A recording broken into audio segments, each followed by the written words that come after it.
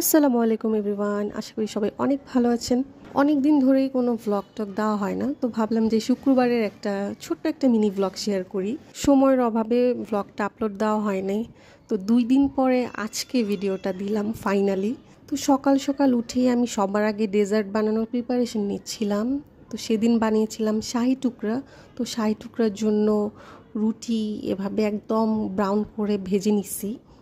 তারপর আম্মু বিরিয়ানি রান্নার জন্য প্রিপারেশন নিচ্ছিল। তো শুক্রবার যেহেতু একটু স্পেশাল তো থাকতেই হবে। পুরো রান্নাটা আমি ভিডিও করতে পারিনি, আনফরচুনেটলি অন্য কাজে ব্যস্ত ছিলাম। আম্মুকে বললাম বিরিয়ানিতে এরকম ছোট ছোট আলুগুলো দিতে, তো আম্মু আলুগুলো ভেজে নিছিল।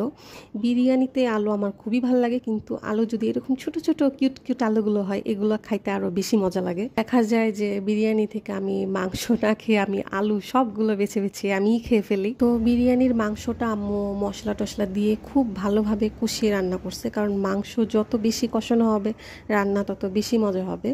তো বিরিয়ানি রান্না কমপ্লিট হয়ে যাওয়ার পর আমি ভাবলাম যে সালাদটা বানিয়ে ফেলি।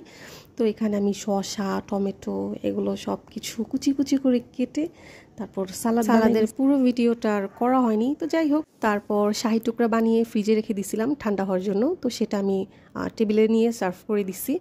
এই শাহি টুকরার ভিডিওটাও পুরাটা করা হয় নাই, বাট এটার ভিডিও আমি খুব জলদিই দিব। তারপর আগের দিন রাতে পুডিং বানিয়ে রাখছিলাম, সেটা আমি মোল্ড আউট করে নিচ্ছি, কারণ পুডিংটা আগে বানিয়ে ফ্রিজে রেখে দিলে পুডিংটা একদম ঠান্ডা থাকে, তো ঠান্ডা পুডিং খেতে অনেক বেশি মজা লাগে। তো এই তো আম্মুর রান্না করে বিরিয়ানিটা টেবিলে সার্ভ করে দিল। কাজ করতে করতে আমার এত ক্ষুধা লেগে গেছিলো যে টেবিলে সব খাবার টাবার এত কষ্ট করে বানাইছি, বানিয়ে সব কিছু টেবিলে সার্ভ করছি, কিন্তু আমার ভিডিও করতেই মনে নাই। আমি একদম সোজা খেতে বসে গেছি। তো ভাবলাম যে খাওয়ার সময় একটা ভিডিও করি। বিরিয়ানির মাংস থেকে আমার কাছে বিরিয়ানির আলুই কেন যেন বেশি ভাল লাগে। বিরিয়ানির আলু আর কার কার পছন্দ জানাবেন। আমার আম্মুর রান্না যেন শুক্রবারটাকে আরেকটু বেশি স্পেশাল করে দেয়, যদিও শুক্রবার এমনিতেও স্পেশাল, আমার কাছে ছোটোখাটো একটা ঈদের মতোই মনে হয়। এই ছিল আমার শুক্রবারের মিনি ব্লগ। সবাই অনেক ভালো থাকবেন, টাটা।